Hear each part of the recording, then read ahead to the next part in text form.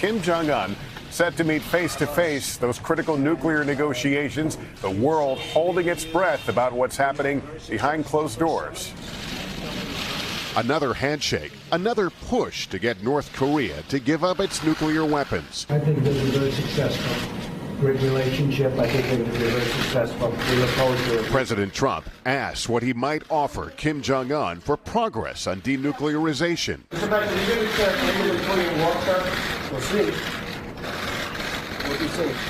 And the reclusive dictator in a rare moment in front of the world's press, saying the efforts in Singapore have been painstaking. But here we are today, and that gives us hope we will be successful with time. Everybody having a good time? Later, the president and Kim at dinner.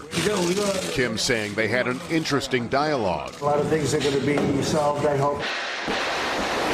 North Korea has halted missile launches, but done little else since the last summit that came as the region seemed to be near the brink. Did it feel like we were getting close to war before the first summit? I'd say yes. The potential of miscalculating one's actions as observed by the other was very high. It's a chilling assessment from General Vincent Brooks, the man who until 4 months ago commanded U.S. and allied forces in South Korea. How would you assess the threat of war in this current environment? I think it's low. There's dialogue now. If we look a little more closely, this is what was so interesting to us. That dialogue, however, does not match the reality Dr. Jeffrey Lewis, a non-proliferation expert, sees in recent satellite photos. That spoil pile has gotten bigger and bigger. Right? They're digging in a tunnel. They're digging a giant underground facility at a missile base that they are revamping. And so,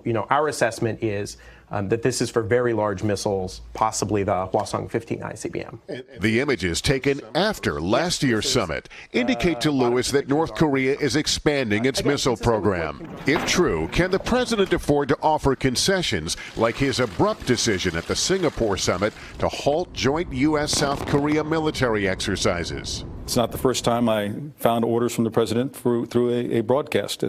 And it's not just this president, but it did catch us by surprise. At least during your time in command, did it diminish readiness? Was it harmful to your ability to carry out the mission? Yes, it did diminish some of our readiness.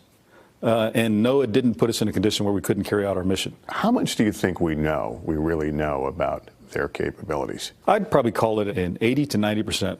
Now, there's a lot that's missing there. Brooks offering this advice to President Trump. First, keep going on the relationship basis. And the relationship is based on respect. Know that we have to deliver, and so do they. It's a two-way dance. Hey, NBC News fans, thanks for checking out our YouTube channel. Subscribe by clicking on that button down here, and click on any of the videos over here to watch the latest interviews, show highlights, and digital exclusives. Thanks for watching.